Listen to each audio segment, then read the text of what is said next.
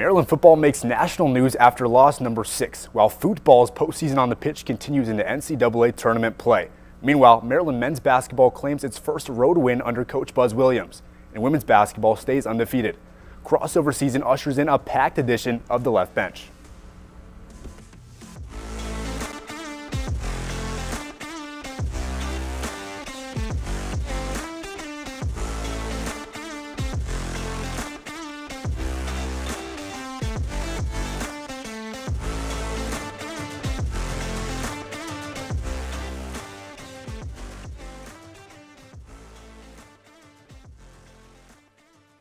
Welcome into the Left Bench, presented by Terrapin Sports Central. It's our final episode before Thanksgiving break, and we're thankful to have you joining us for one of our busiest shows of the fall. I'm Ben Geffner. And I'm Ryan Martin, ready to catch you up on all that's happened this weekend, starting with the big news breaking as Maryland football flies back from Illinois.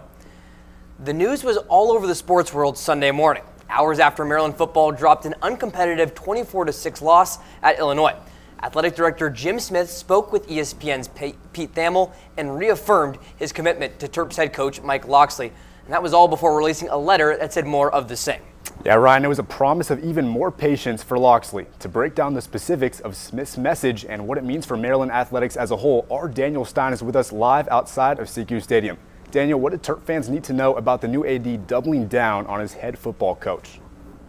Yeah, guys, this is a pretty seismic decision for Maryland athletics and specifically new athletic director Jim Smith. The Terps are choosing to stand by Mike Locksley, who's finishing up his 7th year with the Terps, even with his Big Ten record being 17-46, which is not ideal. But let's take a look at what the letter actually says. What did Jim Smith decide to put out to Terps fans yesterday morning? Well, we'll take a look. As we see on the graphic on the screen, the big thing is that he says, I have worked closely with Coach Locksley to rapidly strengthen our NIL support for 2026 and beyond, with a clear and focused effort on roster retention, recruiting, and being highly competitive in the transfer portal. Now, it goes on to say, our goals remain clear: to build a program that competes for Big Ten championships and earn a place in the college football playoff. Achieving those goals, he adds, requires consistency, commitment, and alignment at every level. It's pretty cool and pretty interesting stuff that Jim Smith is laying out, guys, don't you think? Yeah, Daniel, that's really interesting to see what Smith had to say. And you were one of the few media members who was in Champaign, Illinois this weekend, was face-to-face with Mike Locksley after that 6th straight loss. What do Maryland fans need to know about that post-game availability that you took away from Locksley?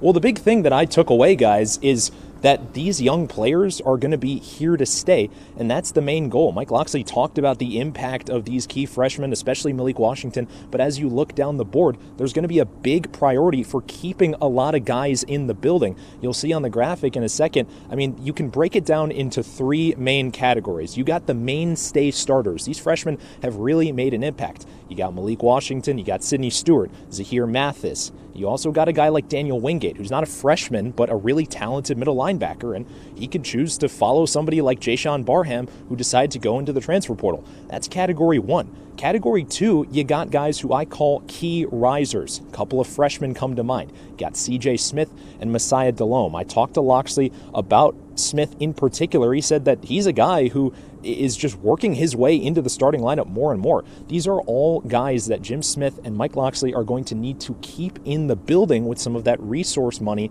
that they're promising to add to Locksley's budget. But then the final category in this graphic, guys, he's called the big fish for a reason. Zion Ely. I mean, he's one of the top 5 players in the entire country. And if he lands in College Park, that is a huge get for Mike Locksley and the Terps. And so, hence, that money that Jim Smith is going to be providing to Mike Locksley, he believes in him, and partly because of that, he believes in his ability to keep guys like Zion Ely, these other prize recruits, in the room. And so, Ryan and Ben, that's really the game here. Jim Smith is making a calculation that Mike Locksley is going to be the guy to take Maryland back to that success that they had a couple years ago in the latter years with Talia Tagovailoa. And if he could do so, that gamble will pay off even in this new world of college athletics. So it should be pretty interesting to see what happens this winter. Of course, the Terps still have a couple of games to go, but the Terps are already planning for 2026 and beyond with Locksley at the forefront. Back to the fellas in Studio A. Thanks so much, as always, Daniel. So that's Daniel on the latest on what Jim Smith said in his letter that reassured his commitment to Mike Locksley and company. But how exactly will this affect Maryland football's outlook for the foreseeable future? Yeah, Ben, Smith's locked in on his head coach, as you mentioned, doubling down on the program's potential. And to better understand what that can entail, we're excited to welcome on Jake Cotter, Diamondbacks deputy editor and football beat writer, to tell us a little bit more. Jake, thanks for joining us after, I guess, a pretty quiet weekend, right, for football? Maybe not. Yeah, always happy to join you guys. Thanks for having me. I'll get us started, Jake. Of course, the need for Smith's letter in the first place was sparked by Maryland football's 6th straight loss to Illinois this past weekend. What are the main takeaways that you saw from it? Yeah, it was really interesting timing. You know, Maryland fails to score a touchdown that loss, 6th straight, like you mentioned. Then Jim Smith, new athletic director, of course, first year, comes out with this letter. And it was interesting. Obviously, Smith acknowledged, there's been a disappointment the last 2 years for this program, but obviously, showed a lot of assurance in Locksley for the future. Was interesting to me how much he talked about NIL, and how kind of if Maryland can get more NIL, could help Locksley, and Smith believes he's the right envisionist, for this program. Obviously, he's brought in some great recruits. 4-star Malik Washington, we know what he can do. Zion Ely on the docket for next year, at least right now. But it's interesting because my question is just how? How are they getting that NIL? Maryland's not a huge donor source for football especially. How is that going to change? I don't know. I don't have those answers, but I think that's going to be important to watch.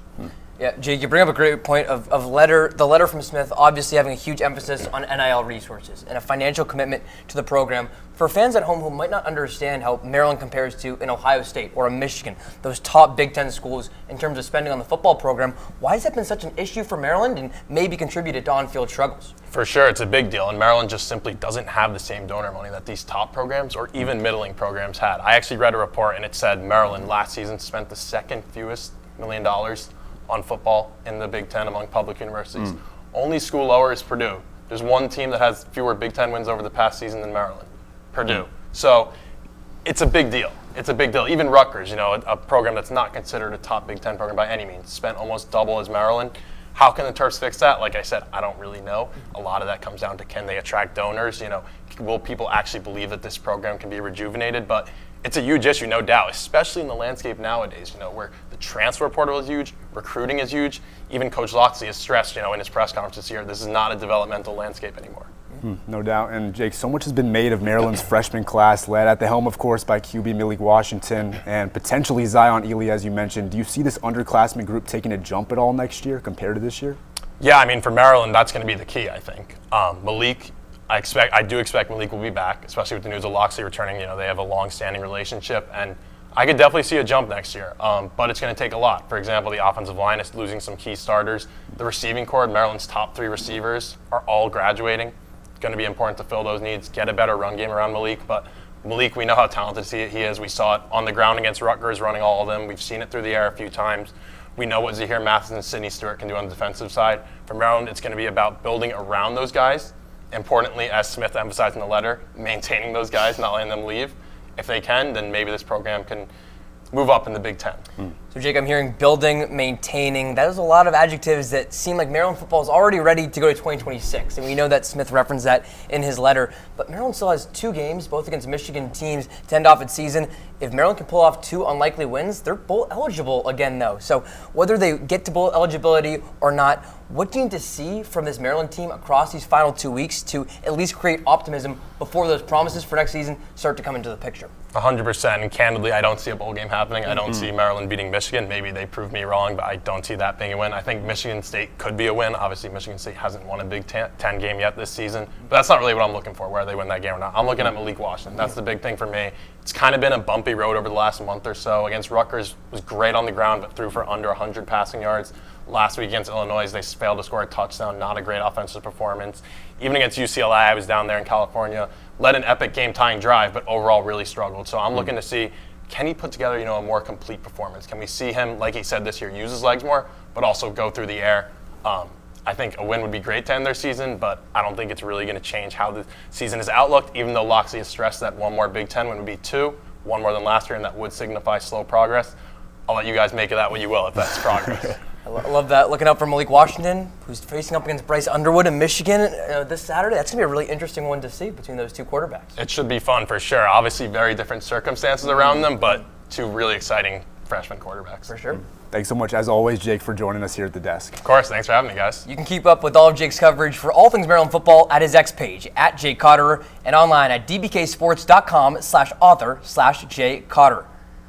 Maryland football might have lost, but also 3 hours north of Milwaukee, Maryland men's basketball earned a different result, playing out Marquette in an emotional first game back for Buzz Williams, 12 years after he last coached the Golden Eagles. Maryland put together a performance for its first-year leader, and this one featured 14 lead changes, 6 ties, and guys, we also saw the potential brutal injury to the Terps' best player. But still, Maryland earned a quad 1 road victory with a 7-point win. Let's get this one going 10 minutes in. This assist by Pharrell Payne leads Maryland to a 13-point lead, its largest of the game, but one that precedes a 15-3 Marquette run. That makes it a one-score game for the rest of the half and leads to a high-scoring 42-42 tie at the break. A good start to the second half by Marquette puts the hosts ahead by as much as 9. But with 10 minutes to play, Maryland takes the lead. It would never surrender. With a team-high 19 points and 5 assists for the Terps' Diggy Coit, Maryland picks up an 89-82 win at Marquette. It was a score, though, that became almost secondary as Pharrell Payne, Maryland's leading scorer, went down with an awkward-looking lower body injury after halftime. Here's Buzz Williams' postgame on the big man who followed Buzz over from Texas A&M. I've never seen him hurt. And the angle that I saw, it did not appear good. I know I'm not supposed to run out on the floor. So I was there probably a little longer than I should, and when I got back to the huddle, our kids said, "Coach, you got to pray for him." Yeah, of course, wishing Pharrell Payne and Maryland men's basketball all the best with that injury. That was a scary one that happened in the second half. Yeah, Pharrell Payne is their team. Let's obviously, head coach Buzz Williams said he's praying for them. Let's also hear TSC pray for Pharrell as well. Well, don't go anywhere, because when we come back, we'll dive into a roller coaster week for #1 ranked Maryland men's soccer. And we'll recap fall signing day and bring back a household favorite, Locks or Knocks. Be sure to stay with us.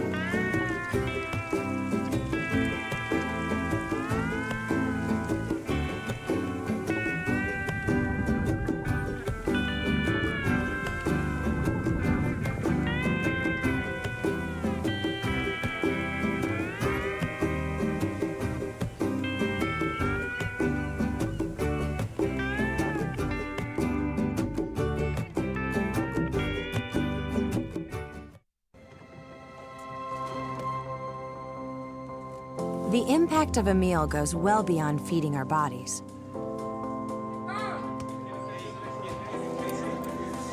Because when people are fed, futures are nourished.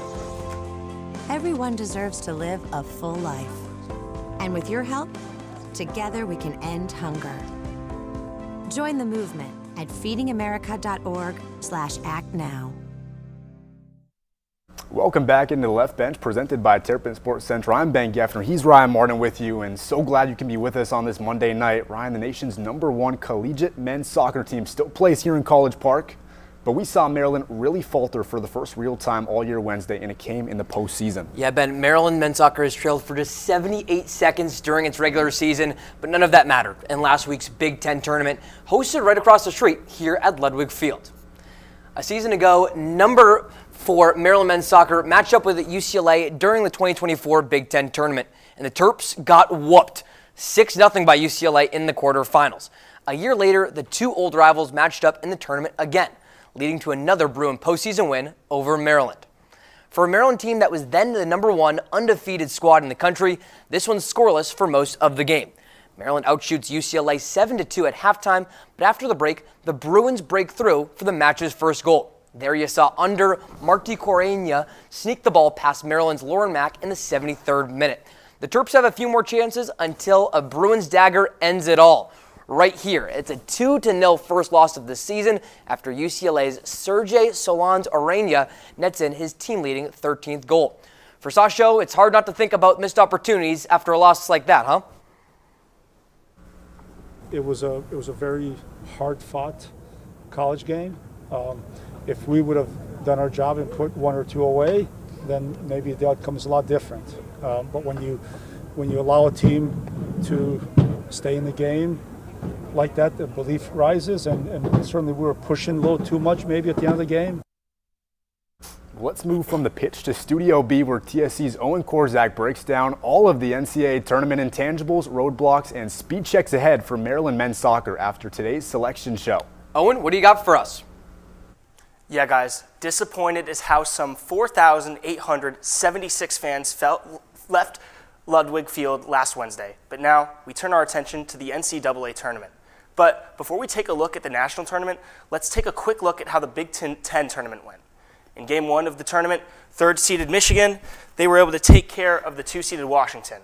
Michigan won 2-0 thanks to goals scored by Nicholas Cassidy and Mitar Mitrovic. Maryland, as we know, fell to the 4th-seeded UCLA in what was a game that Maryland really dominated. And now to the Big Ten championship, UCLA dominated Michigan. They scored on all 5 of their shots on goal, highlighted by a hat trick from sophomore Sergey Solans. And on top of that, goalkeeper Kevin Box pitched a shutout, his 2nd straight, crowning the Bruins Big Ten champions. Now, the UCLA loss hurt the Terps in the NCAA bracket. Going into the tournament, Maryland was ranked at number 1. They are now slated as the number 4 seed in the NCAA tournament. But despite the drop, the Terps still have a really good chance to do well. They host either North Carolina or North Florida this Sunday, November 23rd, and will play host in each game that they play through the tournament semifinals. Looking at the big picture, if the Terps take care of North Carolina or North Florida, they'll likely host SMU, the ACC champions. And they actually defeated the number 2 Virginia in the ACC championship, and that's a team that's seeded higher than the Terps. And then this is the other side of the bracket, and Maryland, if they are able to make it to the semifinals, they would face off against the number 1 Vermont. They are a team that played very, very well this year. They are also the reigning champions, and then UCLA was also in that group, and that's the team that obviously beat Maryland in the semifinals. And Maryland now, as we know, they had 6 players in the first team All Big Ten, so they definitely have what it takes to win it all. But they're going to have to go through a lot of really tough teams, so be interesting to check it all out. But like I said, 6 players on the first team All Big Ten. They also had 1 player on the second team All Big Ten, so they definitely have what it takes to bring College Park their first national championship for any sport since 2022. Back to you guys in Studio A. Thanks so much, Owen, and great stuff as always. But we know Saso Sharovsky preaches excellence, as does Brenda Fries and Maryland women's basketball. And so far, the Terps have lived up to the hype on the hardwood. Despite a first-half scare on Sunday, number 9 ranked Maryland completed a dominant 84-68 win over Princeton. Princeton enters today as the country's unofficial number 27 after receiving 19 votes in the Week 2 AP poll. And it shows why early. The Tigers, led by Madison St. Rose, closed the first half on a streaky 12-zip scoring run, cutting the Terps' cushion to a dangerous 4 points at the break. But fueled by its high-pressure full-court press, Maryland surges ahead, this time for good, in a pivotal third quarter. Duke transfer Aluchi Akanawa finishes with a team-high 20 points, and Kayleen Smichael drops 13 off the bench, 11 of which come from the charity stripe. The Terps extend their win streak to 5 to open year 24 for Brenda Fries. Here's Fries after the victory. We're sharing the basketball in transition, and we're kicking ahead and kind of playing really free. So we just have to continue to be able to adapt and play that way. The tale of 2 very different Sundays for Coach Adam Hughes and Maryland volleyball. The Terps lost their 8th and 9th straight matches on the road this weekend against number 9 Purdue and number 18 Indiana, both sweeps. Per usual, it's A.J. Maluel providing a plethora of the Terps' offense as part of a dynamic frontline attack. The senior finishes with a team-high 13 kills versus the Hoosiers, but it doesn't translate to the rest of Maryland's attack. 5 Terp service errors paired with 54 Indiana kills cements the Hoosiers' blowout victory in Bloomington. Yeah, Ben's right. Volleyball couldn't get it done at Indiana. And Maryland Wrestling was also on the road and getting its season started by competing on an aircraft carrier. Yeah, no, that's not a typo on our teleprompter.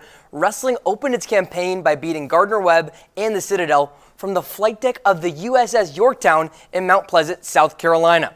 The throwdown at the Yorktown featured 2 dominant and unique wins for Maryland wrestling Saturday at this beautiful location.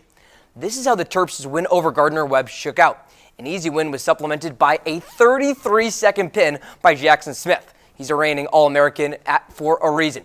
Then for the Citadel, this one sees a quadruple major decisions at the end between Dominic Solis, Jackson Smith, Branson John, and Oscar Williams for Maryland to pull off the 15-0 win at this beautiful site in South Carolina. No doubt, Ryan, and obviously shades of college basketball's Carrier Classic as well. The aura from that air carrier is palpable. It really is. Can you imagine just wrestling right there, and then you have the waves right behind you? I don't know how you could focus on the wrestling that's at hand. Well, last week marked the official start to the fall's early signing day period for Maryland athletics. Between 5-star commits and local flips, the Terps were busy. I had a chance to catch up with the Diamondbacks recruiting beat reporter Trevor Gomes to hear his thoughts on the early signing period.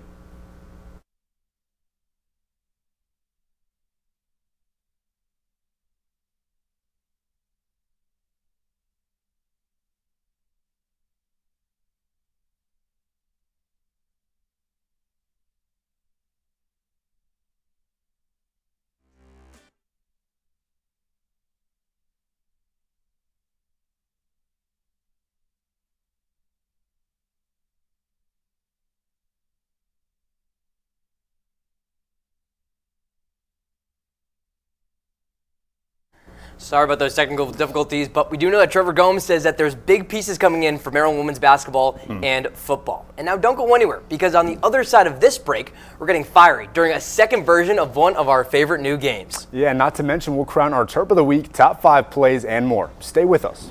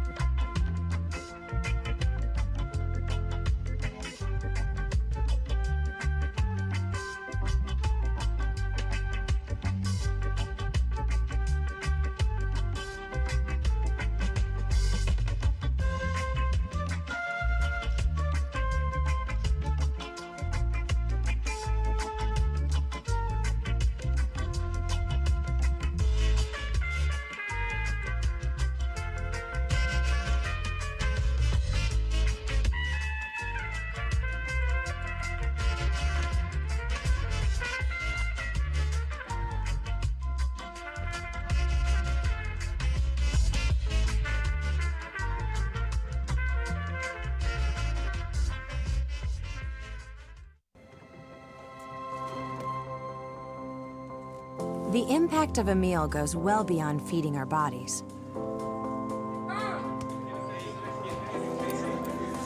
Because when people are fed, futures are nourished. Everyone deserves to live a full life. And with your help, together we can end hunger. Join the movement at feedingamerica.org/act now.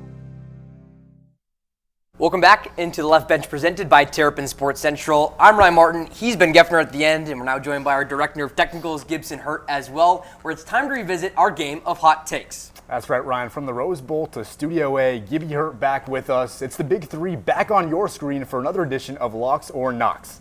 Here's how it works. Each of us will provide one Maryland athletics-related hot take to debate.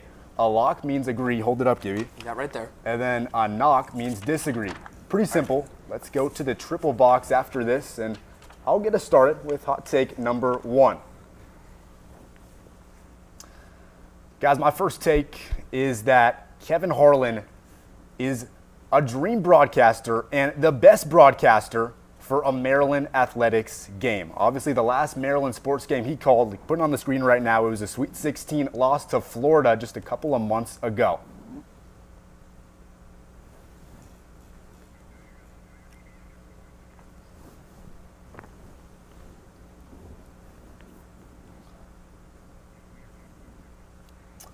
Curious to hear your guys' thoughts. Gibby, Ryan, whoever wants to go first on this one.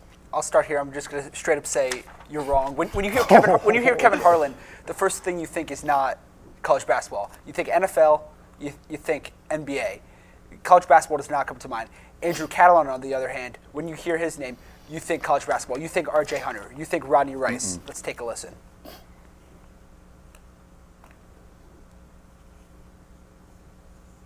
Seconds to go.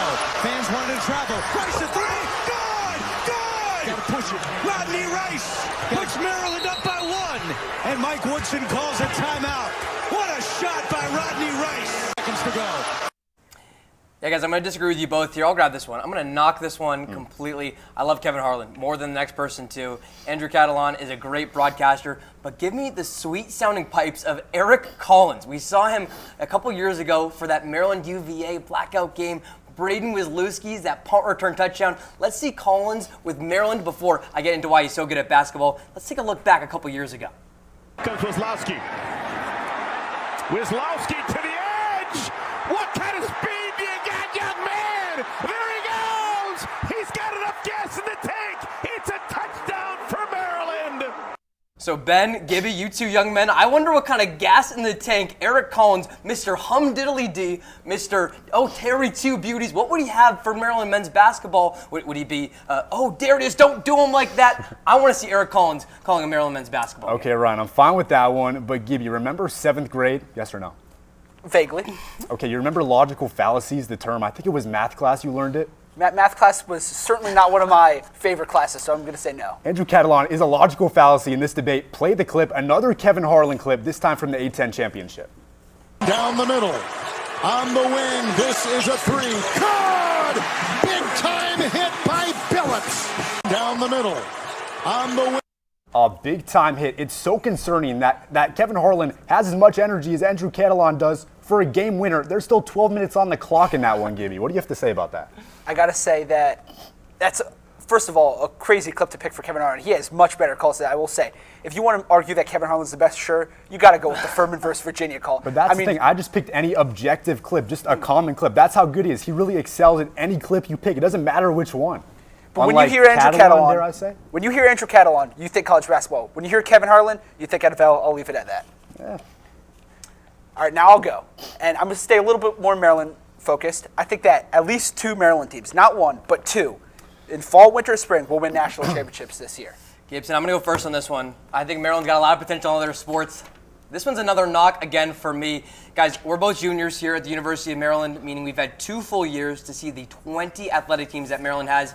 My math's not great, but that's 40 opportunities for a national championship. Maryland's got 0 since we got to campus. I could see them winning 1, as we'll probably talk about. Maryland men's lacrosse, Maryland men's soccer right now, very good programs that have a lot of good future, including men's soccer in the NCAA tournament next week. But I don't like those numbers for multiple national championships this year. I could see them having 1. I don't think you get multiple with that track record for Maryland athletics. Yeah, but when you break it down, I think there's really 3 teams that could win a national championship this year. I think men's soccer, absolutely. I think women's basketball is a top 10 team. They're number 9 right now. They just got Kaylee Smichael back. Bree McDaniel is coming back soon. Addie Mack looks like a potential freshman of the year. They absolutely can make a run to the Final Four and win a national championship.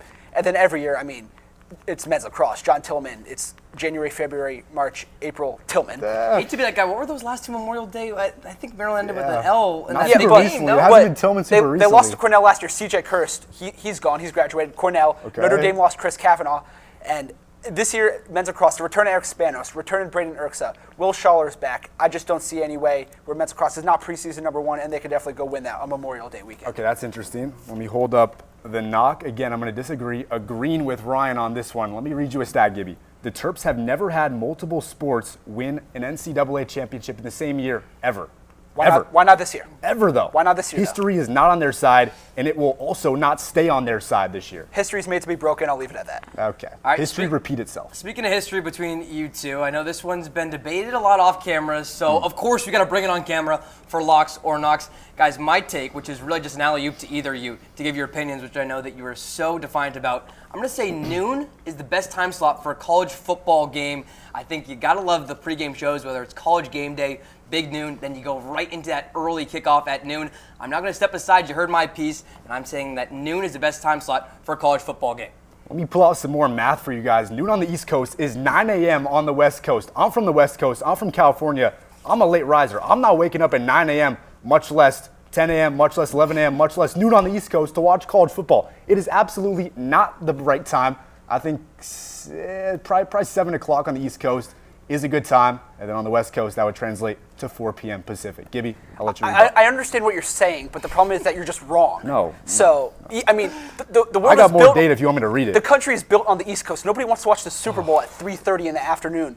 Nobody wants to watch prime time, which isn't actually at prime time, 8 p.m., by the way, based around the East Coast. East Coast, noon, great time. You wake up, you can go to the gym, you can get some breakfast, then you sit down and watch football for the rest of the day.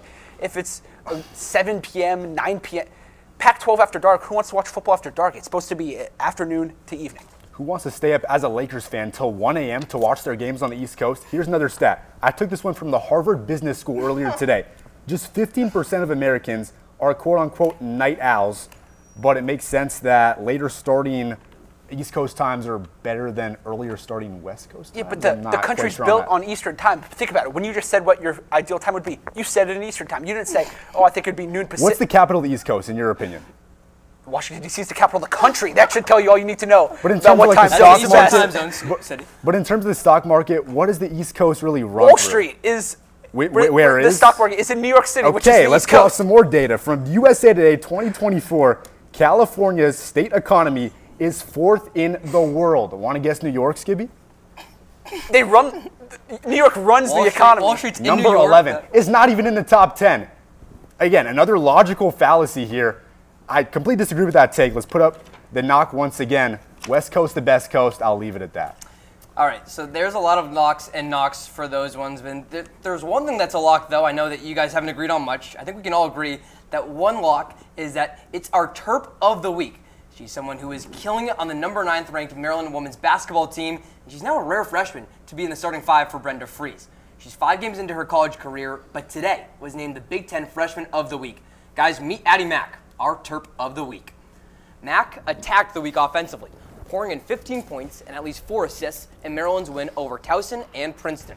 A Minnesota native, Mack is number 2 on the state's all-time leading scoring list. She was inserted into the starting lineup Sunday after classmate Leah Bartelme tore her ACL, and Max made the most of her minutes. The first year's averaged 4 points in her first 2 games. That's ballooned up to over 17 points a game in her last 3 outings. What might just be the start for Maryland's new shooting guard. Congrats to Addie on being named our Terp of the Week.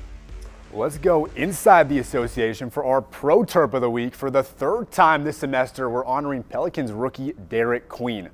Number 22 from Baltimore has had quite a week in the Big Easy. On Wednesday, the 6'9" center poured in a cool 26 points, a new NBA career high, along with 7 rebounds and 4 assists in also a new career high, 38 minutes. Then came another near double-double against the Lakers on Friday. And after firing coach Willie Green, Queen moved into New Orleans' starting lineup on Sunday night. Congrats to DQ for yet another Pro Terp honor. Interested to see if DQ gets a little bit more playing time with that coaching change in New Orleans. He's a guy who was on our top 5 plays consistently, which is just what we have right now. At number 5, it's men's basketball Andre Mills introducing himself to Terp Nation with the slam. Let's watch that one more time for the Texas A&M transfer. 2 of his 16 points. He goes up and throws it down for a big 2. It was a rough weekend for Maryland volleyball, but let's go to the hardwood for number 4. It's Lily Wagner finding the pocket against a top 18 Indiana squad. Sure, they lost in straight sets, but you've got to commend the individual effort from Lily Wagner. Let's get back to Xfinity for number 3. Giving some love to our Terp of the Week. How about Addie Mack going behind the back for the reverse layup? Our freshman of the week gets it done in the Terps' most recent win for 2 points. Let's go to number 2. It was 6 straight loss for Maryland football, but Octavian Smith Jr., an unbelievable catch. Ball security is job security, and Octavian Smith Jr. gets it done the Hockey way on this one. Hockey way, I like that. Well, we go back to that Alcorn State win for Maryland, where Pharrell Payne puts a poster there on the Braves. Slow things down one more time, where Payne punctuates an 84-64 win for Maryland over Alcorn State. And that win for the Terps preceded another one, which was that win against Marquette. That did come with the injury, though, to Pharrell Payne, where we're hoping to see him back in the lineup at some point this season for Maryland. No doubt. Still awaiting updates on him, but that about does it for us this week. Be sure to keep up with all of TSC's coverage on Instagram, X, YouTube, and online at TerrapinSportsCentral.com. Thanks so much for joining us. We'll be back after the Thanksgiving holiday. Enjoy you and yours during the break.